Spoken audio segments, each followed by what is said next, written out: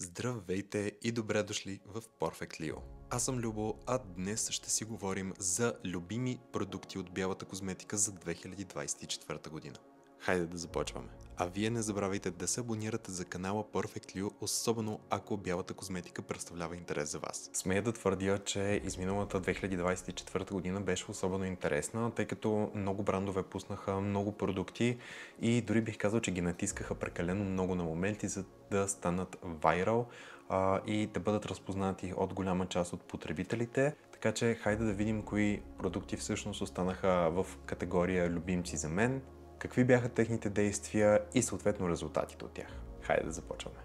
Ще започна с почистващите продукти, тъй като така и започвам рутината си. Като почистващ продукт номер 1 за мен е за 2024 година. Това ще е ето този измивен гел на марката Eucerin. Той е от антипигмент серията. За него определено мога да кажа, че ми стана фаворит, тъй като въпреки че в състава си има салицилова киселина и антипигментно действие благодарение на нея, той не изсушава кожата, а в същото време успява да почисти добре кожата. Смея да кажа, че дори е подходящ за по-суха към чувствителна кожа. Друг плюс според мен е това, че опаковката е огромна. Аз я имам от около 3 месеца и както виждате съм малко под половината, т.е. опаковката стига за изключително дълъг период от време. В категория почистващи продукти спада и ето тази почистваща пяна на марката Dermafarm. Тя е изключително добра, тъй като консистенцията на почистващата пяна е много лека, подходяща е за хора с суха и чувствителна кожа, тъй като не дехидратира кожата, а в същото време почиства наистина в дълбочина и отстранява всякакъв вид замърсявания.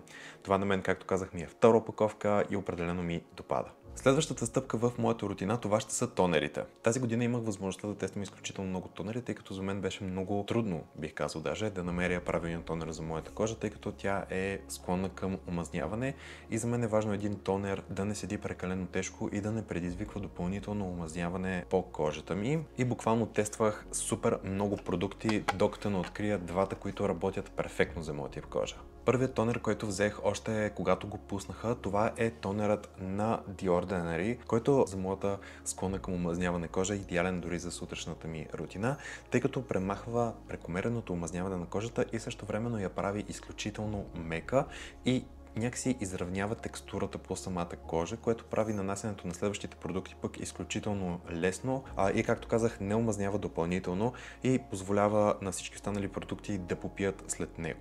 Следващия тонер, на който успях да се доверя за вечерната ми рутина, това е тонерът на Beauty of Joseon. Той в състава си има ориз, като аз бях малко скептичен дори в началото, тъй като повечето тонери, които съдържат ориз в състава си, са силно хидратиращи и на моята кожа мазнеят, но реших да му дам шанс, тъй като нещо, което изпъкна в състава му, беше една специална пудра, която абсорбира прекомерното омазняване на кожата и това е точно така. Тонерът е изключително лек като консистенция, прави кожата мека, а тази специална пудра в състава му абсорбира прекомерното омазняване, а оризовите аминокиселини пък са един страхотен антиоксидант, който влезе в употреба. Серумите са следващата стъпка в моята рутина, като челно място взема серумът на Eucerin антипигмент, който в състава си има тиамидол, който активно се бори с прекомерната хиперпигментация от кожата. Казвам челно място, тъй като преди няколко месеца имах възможността да пробвам и серума с тройно действие на марката Eucerin,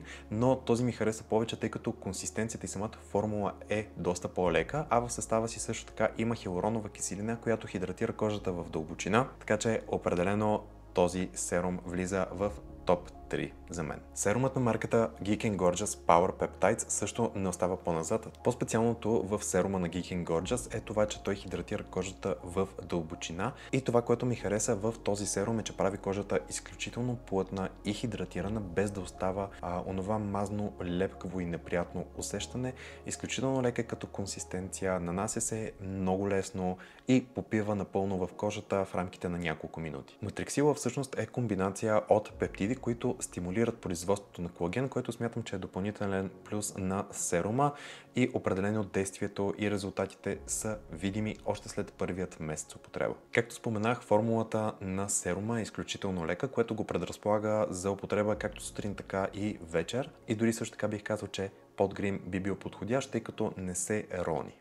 Следващия продукт е доста интересен, а именно серумът на VT Cosmetics Riddle Shot 100. Той има ефект на микронидълинг, но без този дълъг възстановителен процес. Тъй като аз съм си закупил версията 100, той предразполага използването на продукта ежедневно, тъй като не води до толкова голямо раздразнение, а всъщност, когато направите тези микроканалчета с серума, кожата абсорбира по-ефективно и последващите продукти, т.е. прави ги малко по-силни и доста по-ефективни. Нещо важно, което искам да спомена за серума е, че в състава си има азиатска цантела, така че хората, които имат непоносимост към азиатска цантела, трябва да го имат в предвид. И сега е време за една от любимите ми части, това е околоочната зона. Имах възможност да тествам изключително много продукти за околоочната зона през миналата година, но продукта, който най-много ме впечатли е ето този околоочен серум на марката Farmstay, който е обогатен с хиалуронова киселина и колаген.